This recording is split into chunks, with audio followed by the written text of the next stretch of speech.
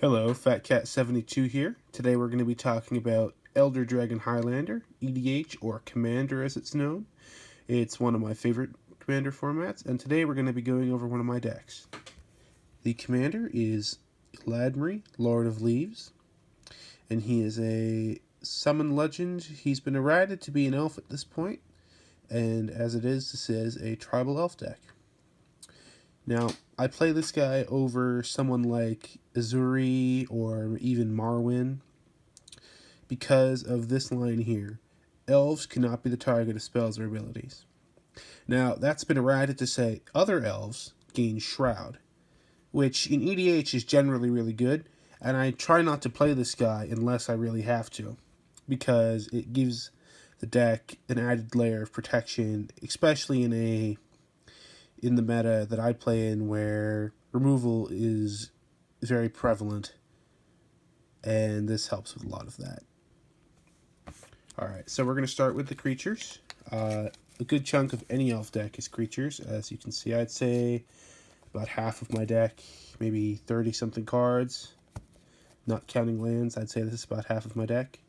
And we're going to start with the basics, just mana production. We've got Landwar Elves, and a few clones of it, like Findhorn, Elvish Mystic, and Arbor Elf can be argued to be one of those, and it's just simple. Play these first turn, accelerate your board state a little.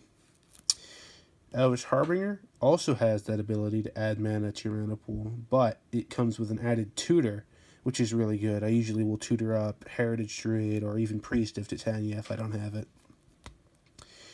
Now, these two next, Birchlore Rangers and Heritage Druid, they provide the same sort of function by allowing you to tap multiple elves for mana, even if they don't have the ability to tap for mana themselves, and they're generally very good early game. As first or second turn, if I can get 2 elves out, and then the next turn I drop another one, this will put me 3 turns ahead of my opponents, just by sheer mana production. Next, we run into what I like to call the big boys, or big girls in this case, with Marwyn and Priest of Titania.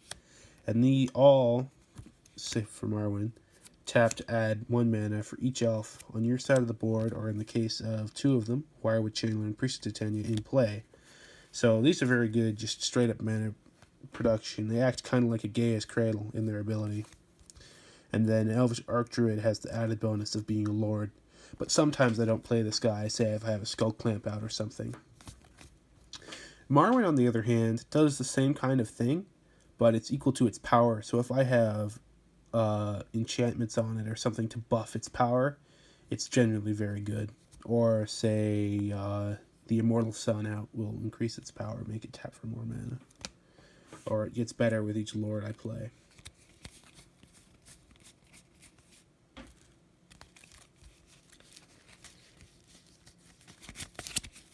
And then we have the 2 best utility creatures, I think, Wirewood Symbiote and Quirion Ranger, which both allow me to untap my creatures. The Symbiote by returning a creature to your hand, the Ranger by returning a land to your hand. And these are generally very good in conjunction with any of the elves that can produce mana, or one that has a special ability, as it will get me, again, farther ahead in mana production, or with something like this card here, the Perfect, it lets me put out more tokens, which just advances my board state faster than my opponent can deal with it. Now, the rest of my creatures are all utility based. You've got Taunting Elf, which is very good if I'm going to swing out at someone. Forces all their creatures to block it, and they have to take all the rest of the damage to the face. Hive Master, just something to advance my board state. I've been considering taking this guy out, as it doesn't generally do very well. We have Jiraga Warcaller, which pairs really well with another one of my creatures we'll get to eventually. Now this, even if I only kick it 2 or 3 times, makes my board a lot more resilient and a lot more of a threat to one of my opponents. So this guy, I generally try and get out mid-game, maybe kick it 5 times, it just makes my board state very scary. If I've had 10 or even 12 creatures out by that point, that's a lot of damage. I can wipe a single player out by putting 10 mana into this guy.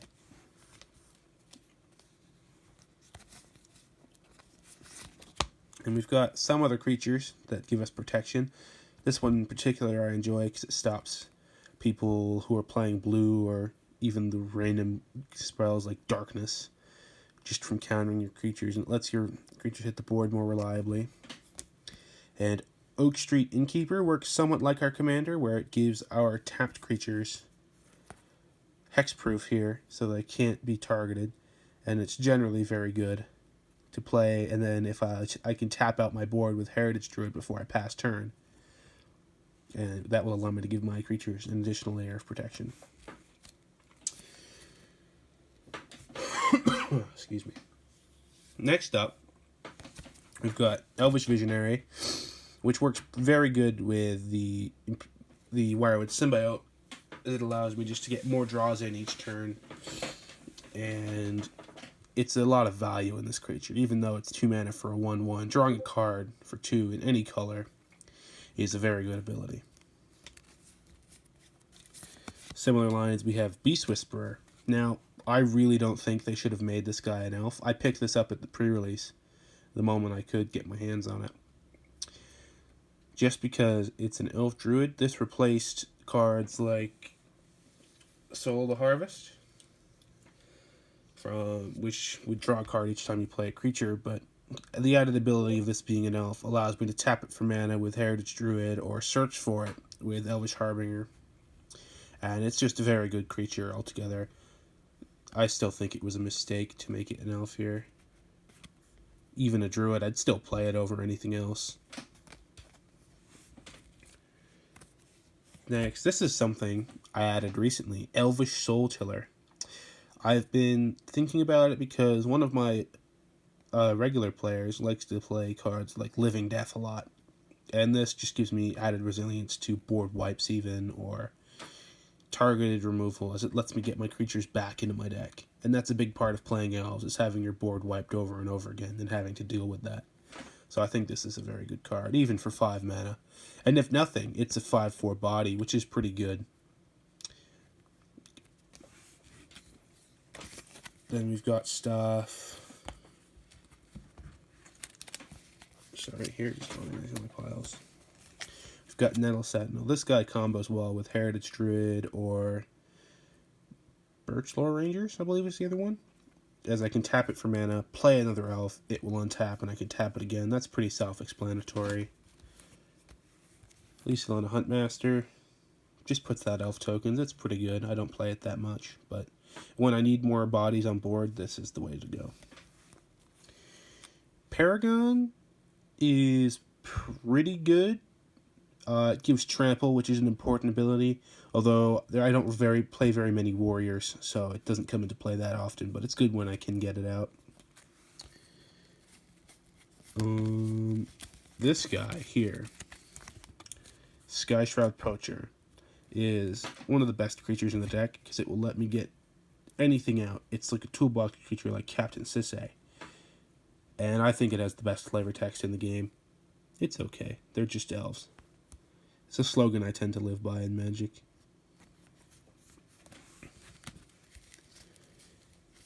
Next up, we have Wirewood Herald. He's pretty good. I like to sack him to Skull Clamp or something like that, as it just lets another tutor effect.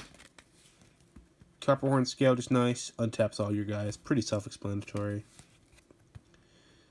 Collar of the Claw, good card. Gets me bears. I wish they were elf tokens, 1/1 elf tokens, but it's still pretty good because you can flash it in response to a, or not in response, but after a board wipe resolves before the end of the turn, so you can get at least some value out of all your creatures dying. Ezrai. This is the guy most people would play as their commander in elves, but I generally don't like to win through combat, and we'll come back to that later. But he's very good. 3 mana, 2/2. He can regenerate anything on your board pretty much. And he is overrun on a stick without tapping him, which is just very good value. Sylvan Messenger, pretty self-explanatory, gets you more elves out of your deck. Elvish Champion, just a lord, gives Forest Walk as well, pretty good if you're playing against someone who's playing green. Sylvan Ranger, gets out lands, it's okay. Essence Warden, gets me some life. I don't really use I use my life very liberally with elves. I treat it more as a resource than most players, so I'm fine with going down to 1 life than playing a whole bunch of elves to get my life back. Reclamation Sage is arguably the best removal elves has, because I can return it to my hand multiple times with Wirewood Symbiote, or I can tap it for mana and still use it as artifact or enchantment removal. It's generally pretty good. Wood Elves, that's pretty self-explanatory, more land. Elvish Lyrist, a lot of people don't really play this, but I had the fancy one, so I thought I'd put it in the deck. Good against enchantments. I play against someone who plays Enchantress a lot, so this is a good card. I've also used this to good use, or put it to good use in Legacy against Alurin, because if I can get 2 of these out before they can go combo off with Alurin, I can just kill it in response, and then they'll only get 2 or 3 creatures out. It's generally pretty good. It has some surprising value over time. Targi Preserver, that's just more protection. It's pretty good. Immaculate Magistrate. This is very good with Jiraga Warcaller, because I can tap it, say I have 4 elves, put 4 counters on Warcaller. Suddenly my elves are 5/5s, or even bigger. It's just a great card. Or I can put it on my commander I can use its ability on my commander to Alpha Strike in 1 turn and wipe someone out with commander damage. Well-Wisher, pretty good. Gains me lives. It's a staple in most elf decks. And Regal Force, one of the only non-elf creatures I play. It's very good because it lets me refill my hand at the push of a button. 7 mana isn't very much for elves. I can generally play this turn 3 if I had to. There is some merit to be playing Craterhoof Behemoth, but it's not really my style. I try to win through alternate means than combat most of the time, and I feel like this deck can win consistently without it. Alright, so next we're going to come up on to Artifacts. Now, Herald's Horn. It's a very good card. I got it out of the last year's Commander set. I think it's very underrated. People don't play it that much. It makes all of my elves cheaper, which is very nice. And this extra ability will let me draw multiple cards per turn, seeing how many creatures I play. Skull Clamp. Card draw engine in this deck. It's very good. Pretty self-explanatory. Obelisk of Erd is pretty good. I might take this out at some point. It buffs up my board against something like Earthquake or something like that. It's pretty good. Umbral Mantle. This card I put in recently. It works really well with Priest of Titania, because if I have Priest of Titania and 3 more elves, I have an infinitely large creature and infinite mana to then pump up my elves even more. Elixir of Immortality, for those of you who can't read whatever language this is in. I don't want to make a guess. It's some Asian language, probably Chinese. 1 mana to play. 2, tap, sacrifice Elixir of Immortality, shuffle it and your graveyard into your library, and gain 5 life. Sometimes I play it just for the life gain if I need to, but shuffling your graveyard into your deck is very good. It's just a good way to recur it. Mind Stone is a good mana rock. I generally play it as a 3 mana draw card most of the time. Yeah, it's pretty self-explanatory. Soul Ring. Wouldn't be EDH if you didn't have Soul Ring. Null Rod. This is very good. My opponent, or one of my frequent opponents, likes to play Arkham Dagson. This is very good against him, or just any opponent trying to use mana rocks at all. The Immortal Sun gives me extra cards. It's pretty nice, and like that other artifact from earlier, if I can find it real quick, the Herald's Horn, it makes my spells cheaper, which is very good. Even for 6 mana, this is good. I don't really care about Planeswalkers that much, but it's good when I need to shut them down. If someone's playing Super Friends or something like that, I can generally get this out and stop them like that. For enchantments, this is where some of my win cons will come in. Instill Energy, pretty good, bit confusing, but basically the text reads, I can untap my creature for free once on my turn and my turn only. So if I put this on Priest of Titania, I can tap it for twice as much mana. Or if I put it on something that I want to attack with, I can then untap it and use its ability later. Steely Resolve, this is something I added recently. It's just more protection. Gives my creature Shroud. If I wanted to give even my commander Shroud, this would be a good ability. Just name elves. Elvish Guidance, that's another Priest of Titania effect. Just adds more mana. And what's really nice about this is it's in addition to the forest that you would get from my forest for tapping it for mana. Or if I put this on Reliquary Tower, it will let me tap it for green. Sylvan Library, that's pretty explanatory, just self-explanatory. It's a card draw engine, pretty good. Any green deck should really be playing it. Concordant Crossroads is nice, lets my creatures tap the turn they come in, lets them attack the turn they come in, although it does affect all players because it's a global enchantment, you have to remember that. Growing Rights of Itlamok, this is the poor man's Gaia's Cradle. It comes in, lets you look at the top couple cards, pull out a creature, and it has Gaia's Cradle's ability of making green mana for each creature you control. Next up, we have Recycle. This card is really ridiculous in this deck.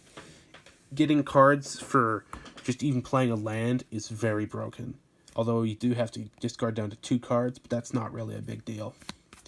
And especially with Aloran, this card is amazing in Elves, because most of my creatures cost under 4 mana. This will let me play it for free, and if I have Recycle out also, I can draw a card each time I play something for free and just churn through my deck, gaining ridiculous amounts of card advantage. And then my 2 main win cons, aside from just combat, are Epic Struggle. 20 or more creatures, pretty good. This one tends to just get nuked a lot. And Helix Pinnacle. This takes a lot of work to get it going, but turn 4, turn 5, I can reliably get 100 mana. And it having Shroud is a really big deal. Let's see. Instants and sorceries next. So, we've got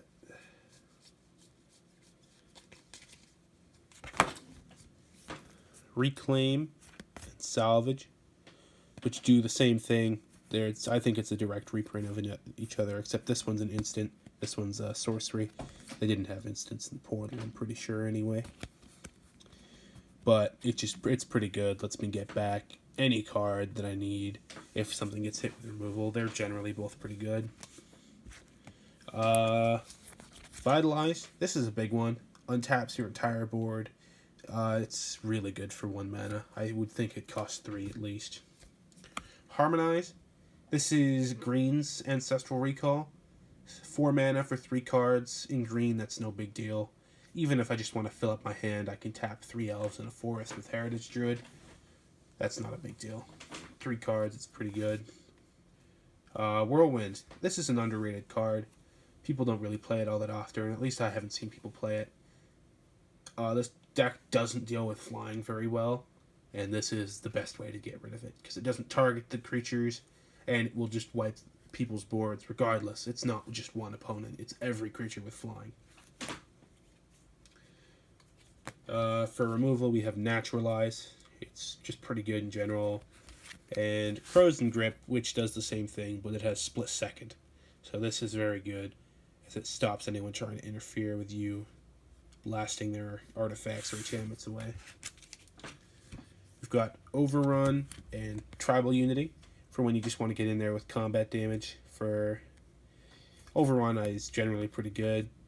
This doesn't give Trample, but it works well with Marwyn. If I can pump like 10 mana into this, make Marwyn 10 power bigger, tap it for mana.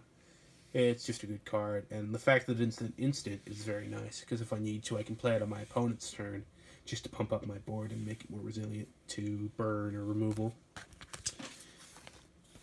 Elvish Promenade. This is pretty good. Doubles the amount of elves you have on board. With Epic Struggle, it's generally pretty nice. Or if I have, again, Heritage Druid, Birchthorn Rangers, this is just more mana. In essence, it's a good card. Most elf decks should play it. And it is an elf card, so the guy that tutors for an elf, he can fetch this, I'm fairly sure. Actually, no, scratch that. I didn't realize how stupid that is. Genesis Wave. This is generally a game ender. If I can put 10 mana into this, flip the top 10 cards, I'll average 6 elves into play, and that's just broken for the amount of mana it costs. This is one of the first cards I put in the deck. Land Grant. This is really good because I play so few lands. I think I play 24 total. And if I don't draw a land, but I really like my hand, this is helpful. I don't really care about my opponent seeing what I have. Or 2 mana, fetch a forest out of your deck. It's just good deck thinning in general. Lead the Stampede. This is like a pseudo tutor. You can look at the top 5, pull creatures out of it. Usually you'll hit 1 or 2 with this. You don't generally hit 5, but it has happened on occasion. It's just a good card. And as far as tutors, we have Worldly Tutor and Green Sun Zenith. They're both pretty good. Green Sun's obviously better, but they're both good cards. Excuse me.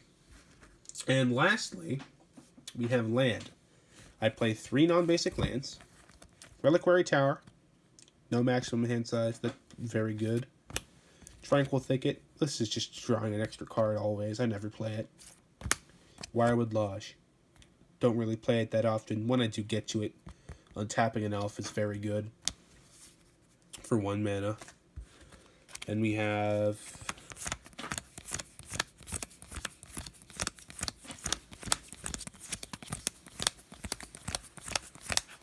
21 forests. Now, I'm trying to foil them all out. I only have a few extra. I can get away with playing such a few number because the mana curve of the deck is so low. And it tops out at 5, I think. I played 1 spell that costs 6 and 1 spell that costs 7. So playing so few lands is excusable. And yeah, that's my deck. Sorry it took so long.